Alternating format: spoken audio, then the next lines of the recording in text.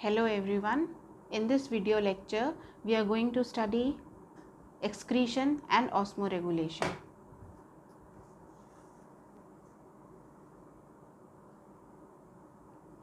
Hello everyone. In this video lecture, we are going to study excretion and osmoregulation. What is excretion? The process of removal of harmful metabolic waste is called as excretion.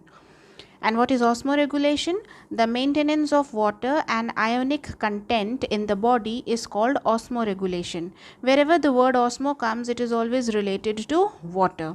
Let us first study what excretion is and what are the excretory organs that are present in the body. So we are studying excretion in human beings. So we are studying the excretory organs in human beings.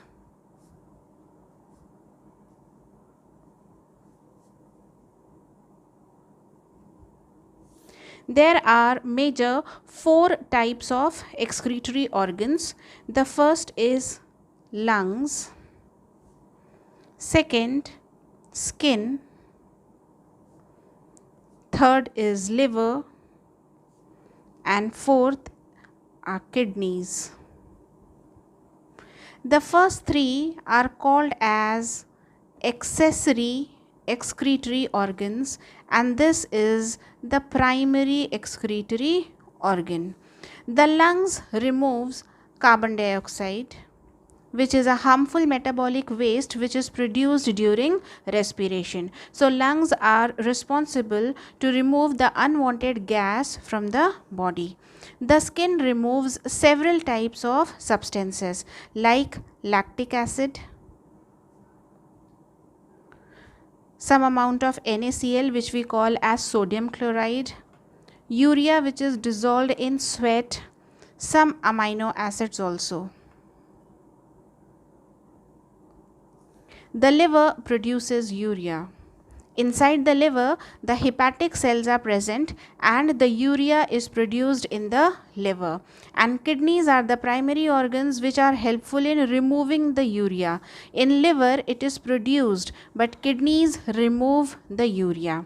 So let us study the most toxic waste that are produced in the body. These are gases and many other types of waste which we call as metabolic waste, but the most toxic substances are the nitrogenous waste.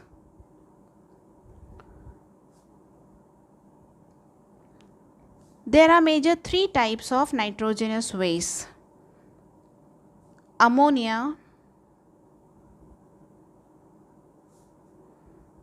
urea, and uric acid.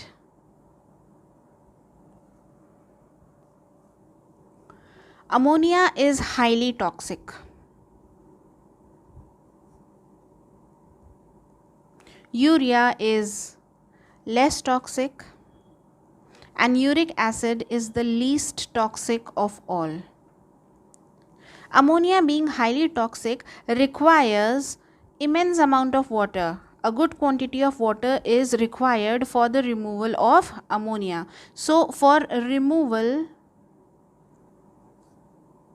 requires much amount of water.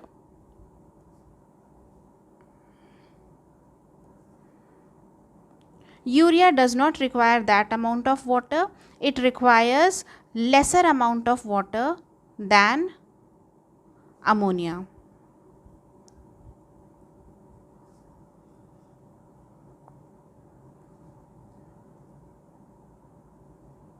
And uric acid doesn't require water at all. So uric acid is usually removed in the form of paste or semi-solid form. So water requirement is least, or it does not remove water. So the waste is not removed in the form of liquid waste, and thus it is in the form of paste or semi-solid. Here urea is removed in the form of urine, and therefore water is required, and ammonia requires ample amount of water, and therefore the ammonia is removed by organisms which are aquatic, because they are surrounded in water, and therefore the aquatic animals remove the ammonia, like protozoans, certain amphibians, not all, bony fishes, etc. They are always present in water, and therefore the removal of ammonia is done by these aquatic animals. Urea is removed by mammals. So all the mammals come under this, that is cats, dogs, lions, tiger, everyone come under this category, and the animals which remove urea are called as ureotelic organisms. The phenomenon is known as ureotelism. Ureotelic organisms or ureotelism. Uric acid is removed by those organisms like reptiles, which are egg laying birds, etc. There is a significance behind this, because when they lay eggs, the oviparous animals, when they lay eggs, the embryo, because it is a fertilized egg, the embryo which is present inside will die because of the nitrogenous waste, the metabolic waste which is produced, and therefore it will die of its own harmful metabolic waste, and therefore it produces the least amount of toxicity, which is the uric acid. So usually these animals, reptiles and birds, never urinate, and they only produce the waste which is semi-solid. So uric acid is removed in this form. The organisms are called as uricotelic organisms, and the phenomenon is known as ureotelism. Similarly, ammonotelism is the phenomenon over here, and ammonotelic organisms. Now let us study in detail about the primary excretory organ, which are the kidneys. The kidneys are the chief excretory organs of the human beings, and they are present in the thoracic vertebrae, that is the 12th thoracic vertebrae and the first 3 lumbar vertebrae. Now this figure tells about the location of the kidneys. We have 2 kidneys, and these 2 kidneys are present near the 12th thoracic vertebrae.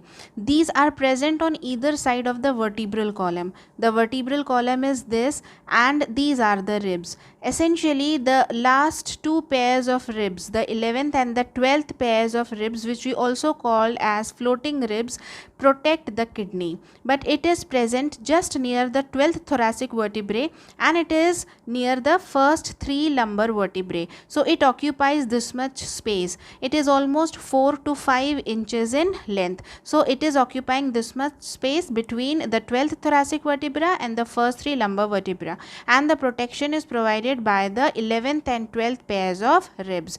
This is the ureter, which is running down the vertebral column and opens up in the urinary bladder. Let us see it further. So when we study the details of kidney, the shape of the kidney is bean shaped. Okay, so this is the structure. This is the convex part, and this is the concave part of the kidney. This structure is known as the bean shaped structure, which you just saw in the figure also. So the shape of the kidneys is bean shaped, and it is about 4 to 5 inches long,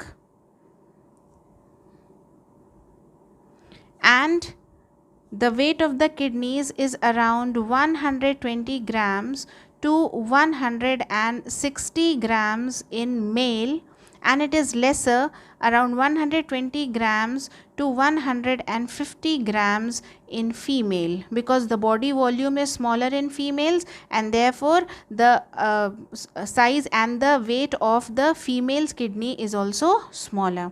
And as I talked that the kidney is located near the 12th thoracic vertebra,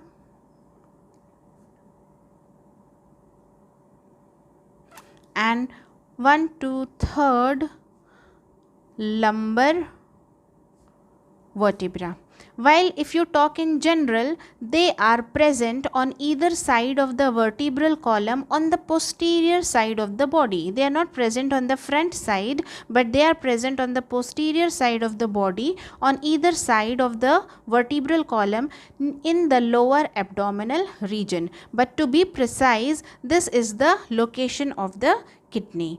The right kidney is slightly below. If we are talking about the location, the right kidney is slightly below than the left kidney. It is because the right side is occupied by the liver a little, it occupies a little larger space, and therefore the right side of the kidney is pushed down, while the left side of the kidney is slightly above than the right kidney. This figure tells the entire human excretory system. It tells about the position of the two kidneys. This is the left kidney, which is slightly above than the right kidney, and from the kidney the two ureters run down and they open into the urinary bladder, which opens out through the urethral orifice. So the human excretory system consists of these four things: the two kidneys, the two ureters, one urinary bladder, and one urethra. And this side of the kidney is the concave side and the outer side is the convex side. These two are the blood vessels. The one that is shown in red is the aorta, the dorsal aorta, and this is the main blood vessel from which the renal artery enters the kidney from the concave side, and the renal vein brings the blood out of the kidney. It leaves the kidney and therefore it is shown in blue. This main blue blood vessel is the posterior vena cava. So the renal vein joins the posterior vena cava because the posterior vena cava collects the blood from all the organs which are present below the heart, and the dorsal aorta supplies the blood to every organ. It is carrying oxygenated blood. It is marked in red. It is artery and this is vein. So renal artery enters and renal vein leaves. So both the blood vessels enter and leave from the concave side, and also the ureter comes out from the concave side of the kidney. So this is in general the human excretory system. The kidney, as I told, that this is the convex side and this is the concave side. This concave side is known as the hilum. This region is known as the hilum. The concave side is this, and from here only the blood vessels leave. If this is the renal artery which is coming inside, and the renal vein which goes outside, and the ureter is a funnel shaped structure, and this particular structure which opens as a shape of funnel is known as renal pelvis, and the ureters run down in this manner. The kidney is covered externally by a fibrous capsule. This is a white fibrous capsule, and this white fibrous capsule is simply called as renal capsule. This capsule is fibrous, and white fibers are usually collagen. The collagen fibers are very tough and therefore these are meant for protection. Above this renal capsule, there is another layer of fatty tissue. We call this as adipose tissue. So this layer, this fatty layer, is a shock absorbing layer. This shock absorbing layer is always present above every vital organ. So this is a layer which is made up of fat. We call this as adipose layer, or we even call it as renal fat.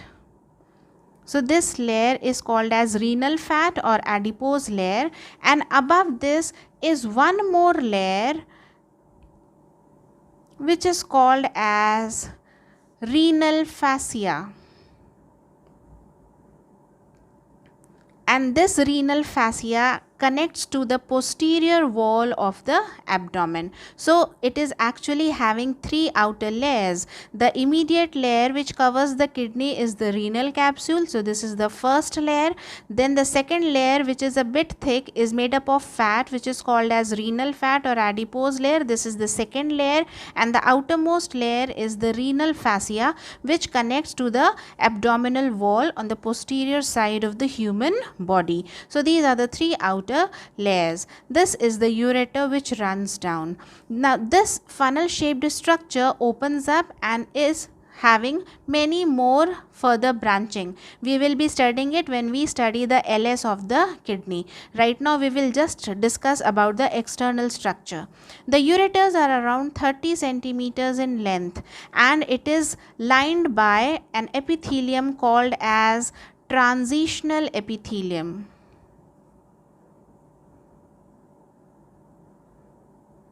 This ureter runs down.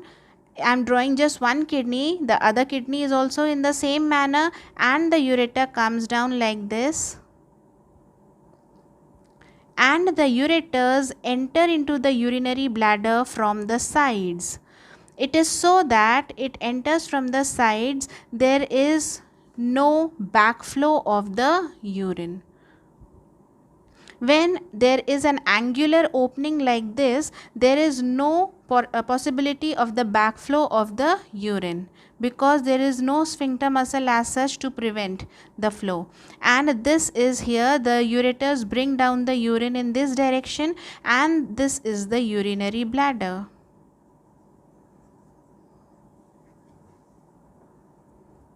These two are the ureters, which are 30 centimeters in length, and this is the urethra.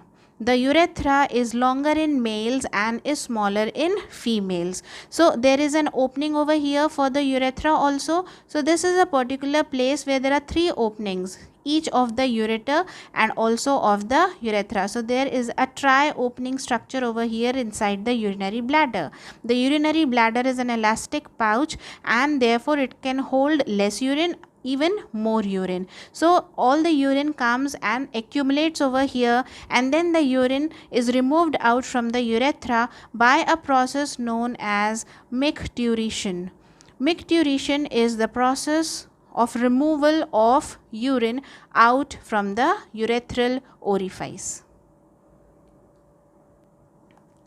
So in this video we have studied about the accessory excretory organs, and in detail we studied about the kidneys, which are the primary excretory organ, and we also studied about the different types of nitrogenous waste. In my upcoming videos we will be dealing with the LS of kidney and also the uriniferous tubules, or known as nephrons, and how the mechanism of urine formation takes place. So in this video, if you have any doubt, you may ask me in the comment section, and also refer to the questions that are given in the description box.